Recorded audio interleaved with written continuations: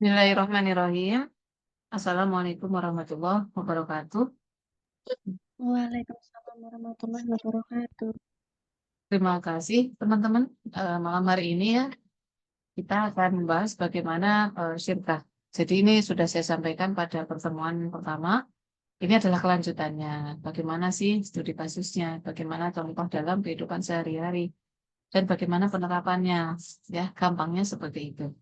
Kita coba dalami secara simple ya, sederhana supaya teman-teman kemudian bisa menangkap nalarnya. Di dalam Islam, di dalam Islam ada perintah ya di firman Allah surat Al-Baqarah ayat 208. Udkhulu fisilmi kafah. Jadi masuklah kamu ke dalam Islam itu secara kafah. Kafah itu menyeluruh, teman-teman. Contohnya bagaimana menyeluruh itu?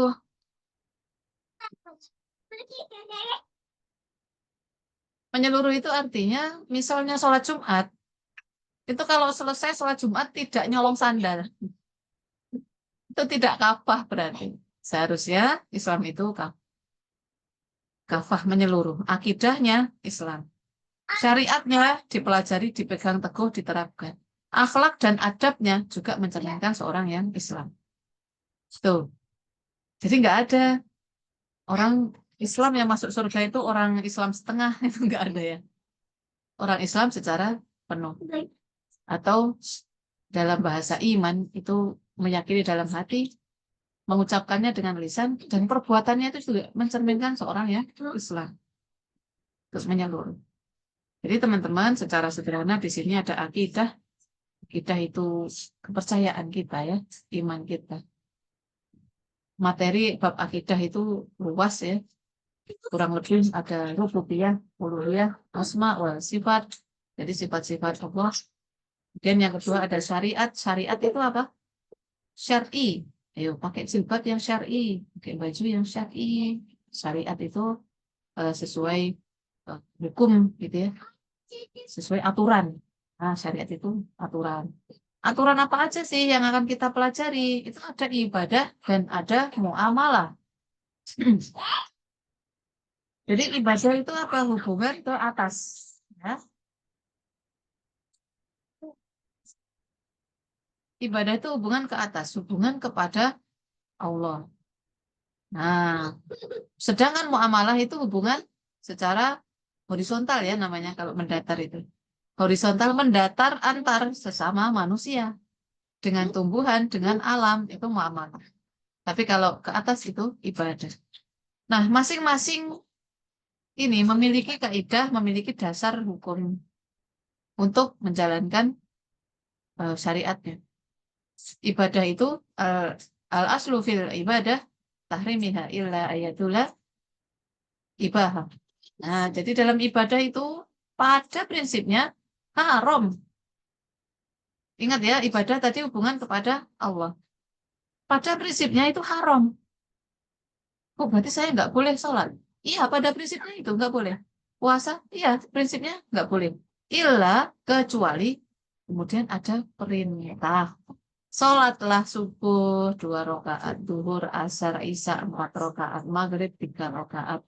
Sholat sunnah itu juga ada eh, firmannya, ada bimbingan aturannya. Tidak ada sholat sunnah ba'da asar, ba'da subuh itu tidak ada.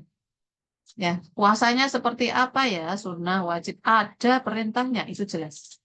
Jadi kalau teman-teman dikaitkan dengan ibadah, maka langsung cross check kepada Al-Quran dan hadis. Misalnya dapat SMS, dapat WhatsApp, ya di-share gitu bacaan, kemudian ditutup dengan kalimat share ini kepada teman-temanmu. Kalau tidak, maka kamu akan masuk neraka jahanam loh.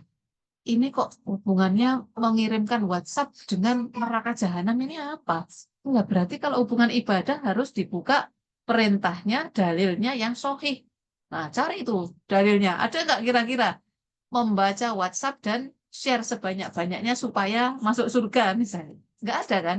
Nah, itu kemudian teman-teman tidak usah tertipu, tidak usah panik. Nggak ada perintahnya seperti itu.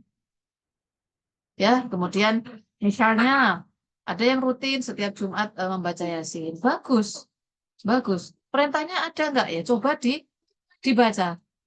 Ya, bahkan jika selain hari Jumat membaca Yasin, boleh setiap hari, boleh. Dan setiap Jumat itu membaca Yasin ditambah surat Al-Baqarah, boleh. Gitu teman-teman. Ya. Nah, gampangnya seperti itu. Rasionalnya ya, bisa kita pikirkan bagaimana kita ini beragama dan menjalankan agama. Nah, muamalah ini sebaliknya bahwa al-aslu fil muamalah ibahah. Dalam muamalah hubungan sesama manusia itu dasarnya boleh. Boleh, semuanya boleh. Jual beli boleh. Hutang piutang, belajar, sinau, kerja kelompok, nongkrong, jalan-jalan, piknik, apalagi bikin konten. Wah, boleh pada dasarnya ya, pada dasarnya. Illa ayatullah dalilun ala tahrimiha. Kecuali kemudian ada dalil yang memberikan larangan.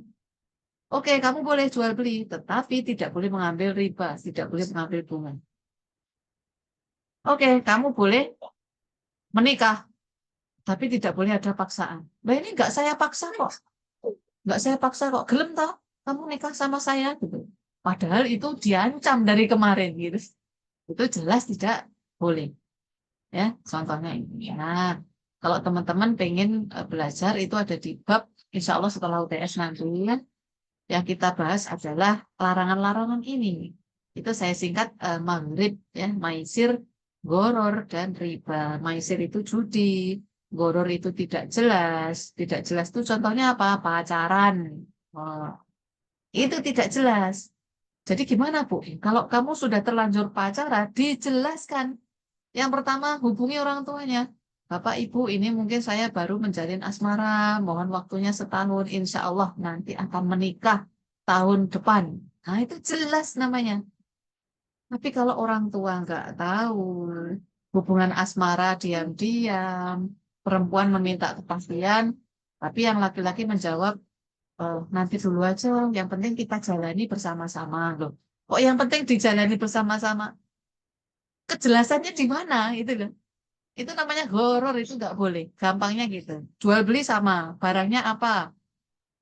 Kamu mau nggak beli burung Garuda misalnya? Murah 100.000. Oh, murah banget. Di mana? Itu terbang di udara silahkan tangkap sendiri. Nah, itu horor. Nggak jelas. Ya, kemudian apa tadi? Maisir, horor, dan riba. Yang riba itu juga larang. Jadi teman-teman di sini syariat itu pasti ada tujuannya.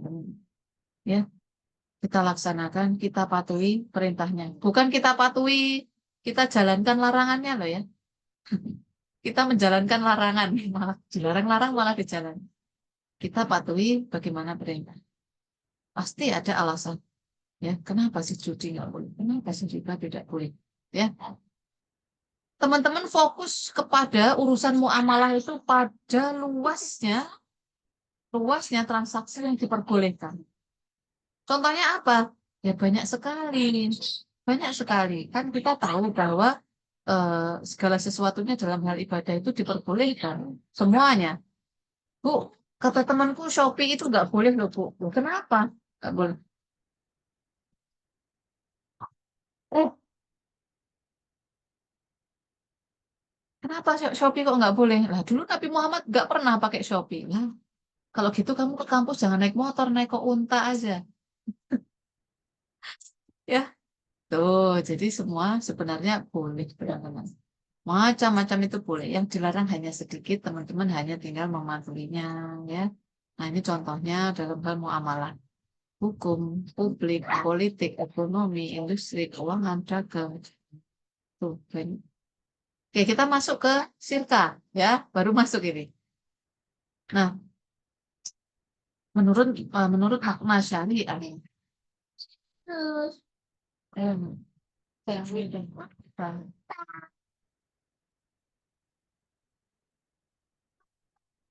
nanti aja ngobrolnya sama orang ini.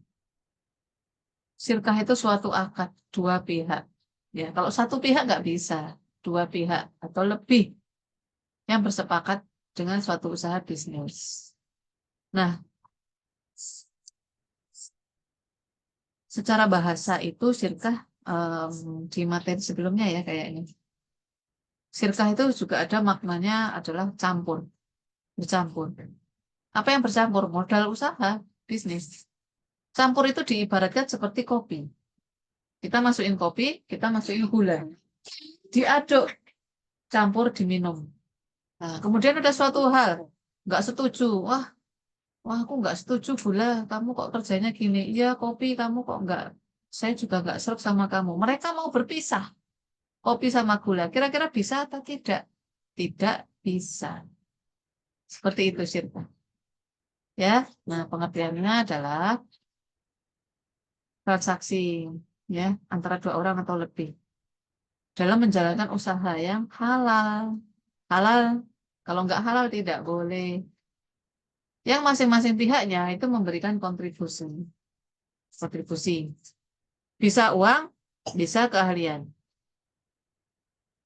Yang kemudian akan dibagi hasilkan, ya, dibagi hasilkan apabila untung dan juga akan ditanggung konsekuensinya atau kerugiannya bersama-sama berdasarkan kontribusi sesuai yang diperjanjikan pada akad. Tuh, ya. Jadi ini muter kayak gini gambarnya. Nah, jadi apa sih poin pentingnya? Yang pertama akad. Yang kedua halal dan produktif. Halal dan produktif. Bukan sedekah. Sedekah bukan sirkah. Sirkah itu kerjasama bisnis. Memang cari pendapatan ya, cari income. Yang ketiga kontribusi. Yang keempat adalah nisbah bagi hasilnya. Nah, macam-macamnya di pertemuan sebelumnya sudah saya bahas. Ada banyak sekali, tapi kita bahasnya ada 5. Saya rangkum di sini dengan apa bahasa yang lain ya. Sirkah mainan itu adalah pengelola dan pemodal. Satu pihaknya yang mengelola, misalnya yang peternak sapi, yang satu pemodal. Jadi uangnya dari pemodal ini untuk beli sapi. Yang kedua, pengelola dengan pengelola. Pengelola ya.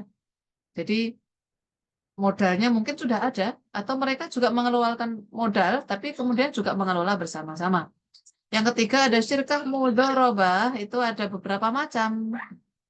Ya, beberapa macam. Pada prinsip dasarnya mudharabah itu 2. Yang satunya full modal 100%, yang satunya full mengelola 100%. Ya, macam-macamnya ini bisa dikembangkan dari berbagai macam itu ya. Nah, ini apa? Kadang saya berikan penjelasan ya di bagian bawah.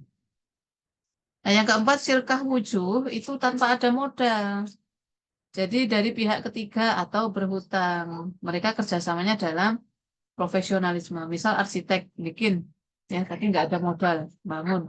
Atau penjahit sama-sama ahli di bidang jahit tapi nggak punya modal. Jadinya harus berhutang. Nah, jadi itu ada beda kategori. Kategorinya mana? Yang mudharabah atau abadan. Nah, dan yang kelima yaitu syirkah mufawadah. Mufawadah. Gabung semuanya. Ya, semuanya gabung. Ini teman-teman kalau perlu penjelasan ulang di YouTube-nya Ustadz tadi. Ya. Hah? Baik. Nah, saya lanjutkan. Jadi dalam syirkah, hah?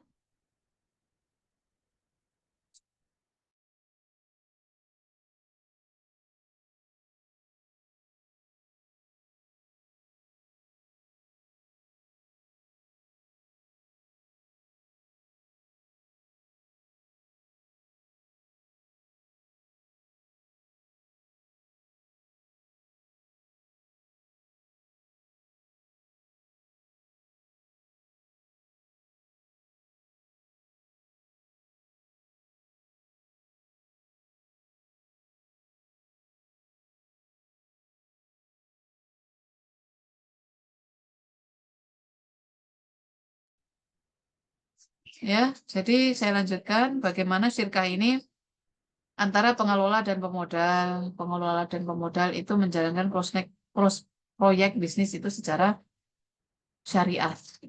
Nah, beberapa catatan khusus ya. Silkah itu bertujuan mencari keuntungan, bukan lembaga sosial. Akad tidak boleh multi akad. Jadi dalam Islam itu ya ayyuhalladzina amanu aufu bil uqud. Jadi pentingnya ada akad, ada tujuan, dan tidak boleh ada double akad. Ya, gimana sih double akad itu? Misalnya apa? Apa ya? Ya banyak sih. Banyak kok saya nggak bisa nyebutin. Eh, begini, misalnya ada jual beli dan ada sewa. Misalnya ada jual beli, ada sewa. Saya misalnya menyewa ya suatu em, rumah gitu. Setahun saya bayar 10 juta, per tahun 10 juta, per tahun 10 juta. Sudah 10 tahun nih misal. Total uang yang saya keluarkan kan 100 juta tuh. Terus saya mikir, wah udah 10 tahun ya. Nah saya bertanya kepada pemilik kontrak ya, persewaan. Pak, saya beli aja ya Pak rumahnya. Ya, berapa harganya? Nah, kemudian dijual eh, keluar harga 500 juta ya, Bu, gitu. Terus saya bilang, Bu, Pak, kemarin kan saya sudah tuh bayar 100 juta. Gitu ya, kan sewa tadi ya 100 juta. Jadi saya bayarnya tinggal beli 400 juta ya, boleh enggak? Itu udah jelas tidak boleh. Udah jelas tidak boleh. Orang dari awal akadnya sewa ya sewa. Sekarang kalau mau beli ya dibeli 500 juta. Salahnya siapa? Ya salahnya yang bikin akad. Makanya akad harus jelas. Kamu niatnya apa? Nah, di Islam itu ada contoh misal menyewa dan kemudian membeli seperti tadi. Itu eh, Baitul Mal buat tamwil eh, ijarah muntahiyah bit tamlik IMBT. Maaf ya, ijarah muntahiyah bit tamlik. Ijarah disewa terus dan berakhir kepada tamlik, kepemilikan. Nah, bedanya kalau memang kesepakatan, ingat satu akad saja ya, kesepakatan itu kemudian dia nyewa, sewa jelas untuk diakhiri pada kepemilikan. Gampangnya dalam 10 tahun dia menyewa, itu harga 500 juta itu dibagi ke 10 tahun. Berapa berarti? 500 dibagi 10 per tahunnya 50 juta.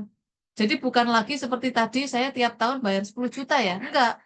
Tapi saya tiap tahun bayar 50 juta. 50 juta. Begitu 10 tahun, nah tempat tadi menjadi hak milik saya. Itu.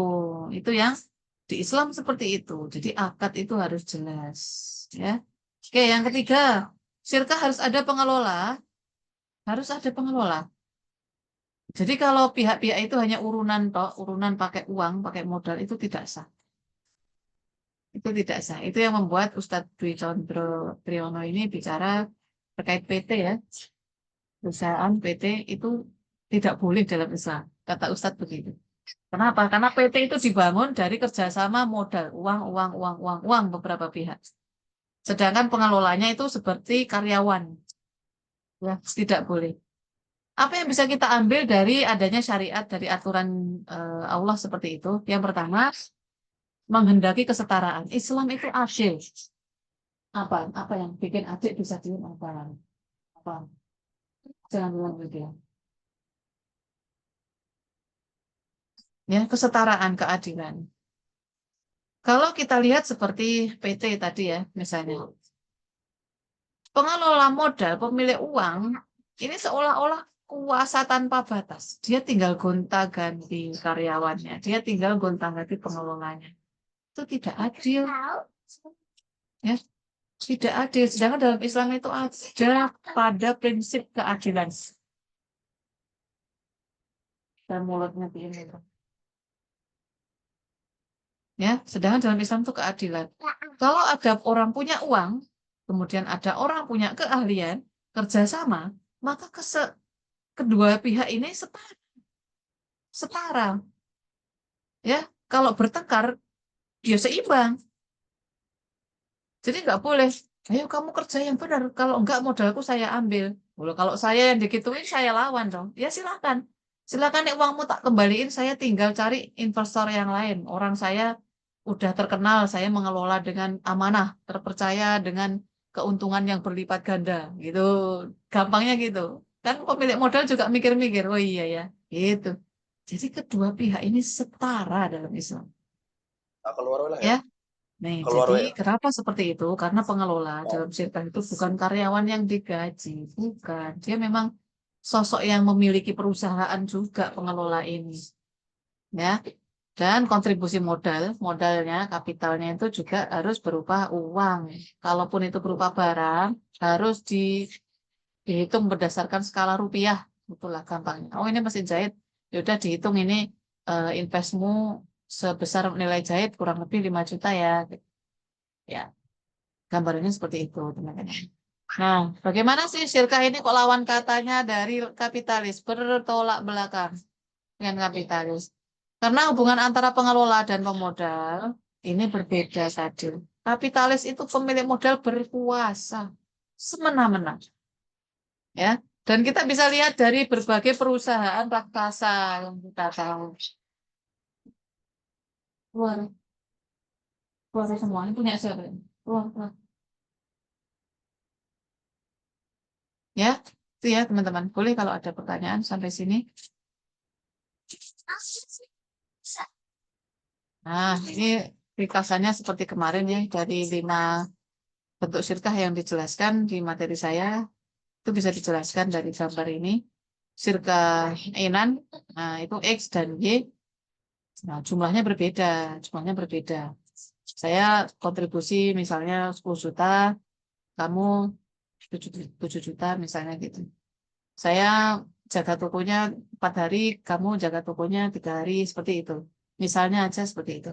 Kemudian sirkah mufawadah itu sama persis, kontribusinya sama, jumlahnya sama, jobnya juga sama, kurang lebih gitu. Ini gambar-gambarnya ini ada maksudnya ya, teman-teman. Oke, nih berikutnya ya. Tuh, ini ada penjelasannya. Yang kelima, yang saya maksud tadi, ada sirkah mufawadah, itu campuran semuanya, baik sirkah inan, sirkah mufawadah, sirkah wujud, sirkah mudharabah, dari sini. Pelan-pelan ya, dari sebelah kiri. Jadi pengelola dengan pengelola, ya, pengelola dan pemodal sama, dia ngelola juga kontribusi modal. Itu dinamakan sirkah abedan. Apa tadi abedan? Ini, tanpa ada modal, cuman mengelola. Namanya sirkah abdan. Tapi kemudian masuklah modal. Ini ada pemodal, ya, atau kerjasamanya menjadi bukan hanya mengelola dan mengelola, tapi ada modalnya juga, ada uangnya investasi. Maka itu disebut dengan sirka inan. Sirka inan mana tadi? Ini ya, masuk pengelola plus pemodal kerjasama dengan pengelola plus pemodal. Jumlah apa? Jumlahnya bisa beda ya, bisa sama. Nah, kemudian di sini oh ya, ini ada contohnya ya. Arsitek 1, arsitek 2 buat desain rumah dijual tidak laku.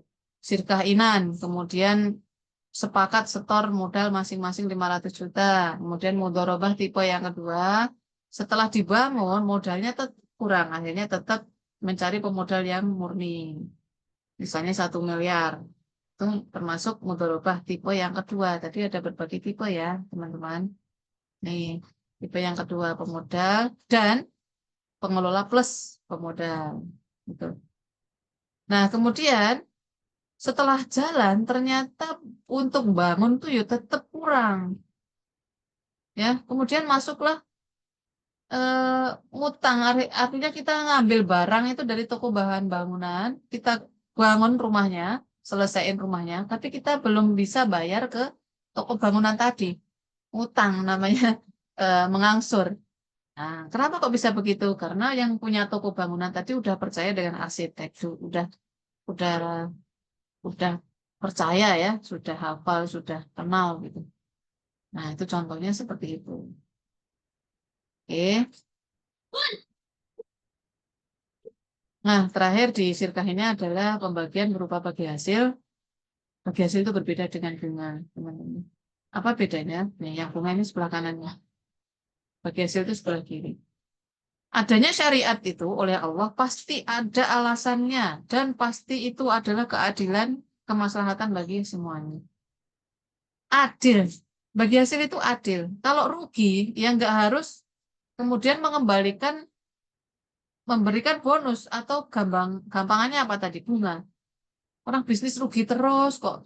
Utang bank tambah gede. Lah iya tambah berbunga terus padahal rugi. Itu jelas tidak adil. Itu terbukti teman-teman. Silahkan ngajak ke semua bank. Silahkan orang-orang yang terkena terjerat hutang macet ternyata dihapusi oleh oknum perbankan yang sengaja memang dibuat hutang itu tidak bisa lunas misalnya. Ya. Nah, kemudian hadis riwayat Bukhari Muslim dari Abu Huzaifah bahwa Rasulullah melaknat orang yang memakan riba. Orang yang memberinya makan riba, penulisnya atau saksinya, dan orang-orang yang saksi itu termasuk orang yang kerja di situ. Ya, hum sawaum, sabda Rasulullah. Mereka itu sama. Jadi kalau teman-teman kepepet, biar cepat pinjem ke bank plecet, pinjem ke rentenir, teman-teman juga dosa. Anda tahu dia itu rentenir, dia mengambil bunga, dia pemakan riba, tapi kok Anda memberi makan riba? Bu, saya sudah kepepet, saya sudah sholat, alasannya ya saya sudah minta pertolongan kepada Allah, saya sudah berdoa, nggak ada nggak ada lagi selain pinjam kepada rentenir, nggak mungkin Mas, sabar dulu, kamu tuh pasti panik, pasti buru-buru, akhirnya lari kepada apa pinjol, lari kepada rentenir, ya.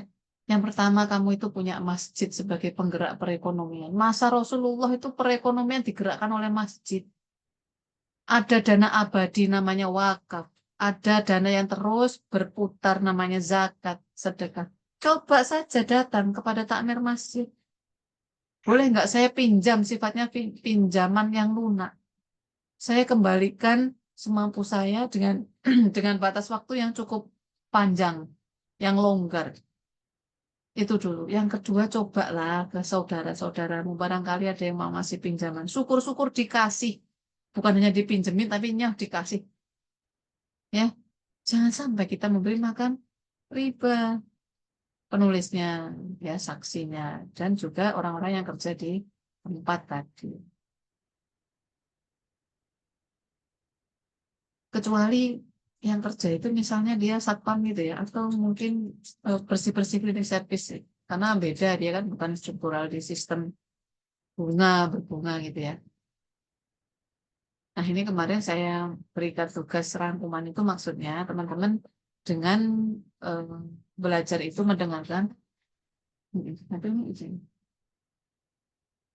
Dengan mendengarkan, kemudian mencatat, kemudian mengucapkan dengan lisan, itu semakin paham. Gitu ya.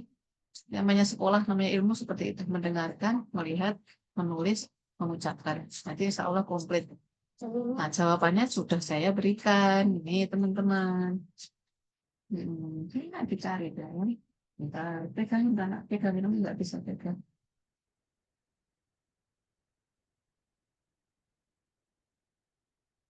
Hmm. Atas. Ya.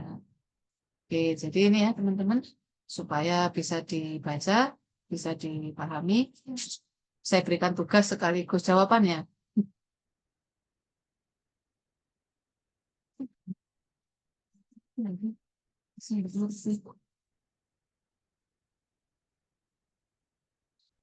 Ini ya penjelasannya. Ada beberapa ketentuan yang, oh ya ini yang penting dari pengelola bisnis itu harus orang Islam. Pengelolanya harus. Jadi boleh tuh kita syirkah kerjasama dengan orang yang non-Muslim. Boleh, boleh. Syaratnya yang mengelola harus orang Islam. Kenapa? Yo bahaya nanti kalau investasinya buat bisnis minuman keras ternyata.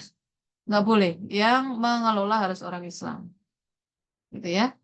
Nah, kemudian akad itu harus benar-benar dipastikan di awal. Karena kalau lupa, lupa nggak bikin akad, pengelola itu dia hanya mendapatkan upah atau gaji. Dia bukan seorang yang pemegang saham atau statusnya sejajar dengan pemilik modal, nggak bisa. Lalu lupa, terus gimana? Ya udah, ini dikasih upah dulu, gaji, berikutnya bikin akad dulu yang yang jelas akadnya. Ya, oke teman-teman, ada pertanyaan ini ya, studi kasus nih. Coba gimana jawabannya? Yang berdua dulu ya, yang ada jawabannya ya. Bagaimana sirkah di lahan pertanian? Eh, Ustadz Budi Condro ya mengatakan semuanya nggak boleh kalau kerjasama itu pertanian. Ya, rumit Mas Mbak, misalnya bibitnya, tanahnya, airnya, nanti siapa yang jaga dari hama, siapa yang kemudian mengeluarkan air irigasi mesinnya, ya. Kecuali satu saja, yaitu musyawarah serta antara pemilik kebun dengan yang merawat kebun. Artinya apa? Kebunnya sudah ada, tapi nggak ada, nggak ada tanaman, nggak ada, ya. Nah,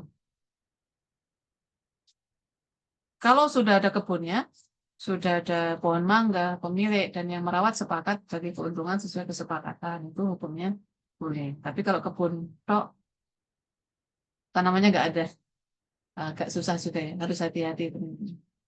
Gitu. Yang pertanian. Nah, yang pertama nih, saya bacakan atau baca sendiri. Jadi ada dua pihak, pengelola dan pemodal. Saya pemodal nih. Pengelolanya teman-teman, ya. Oke, kita kerjasama buka tempat makan. Oke, saya pemodal ya.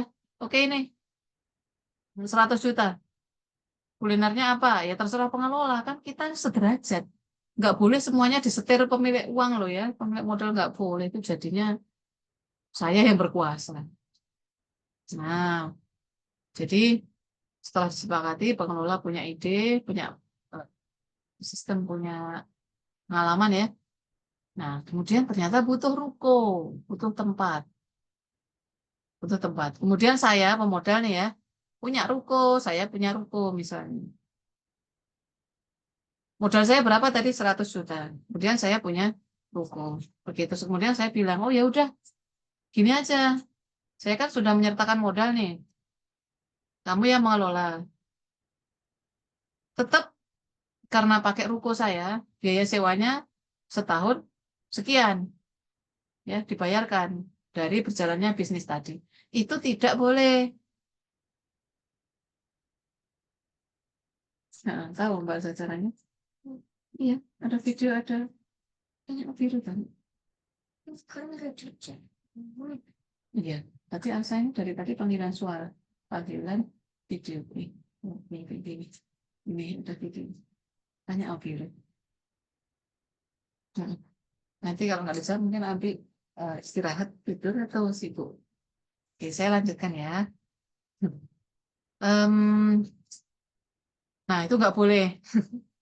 Jadi kalau saya menyertakan modal, kemudian rukonya punya saya, ya tetap harus dihitung lah, harus dihitung. Oh, berarti pemodalnya ini pakainya ruko. Rukonya itu bagaimana? Sewa atau rukonya ini disertakan juga sebagai modal. Misalnya ruko saya ini 500 juta. Nah, gitu. Jadi menyewa ruko dari pesyirkah.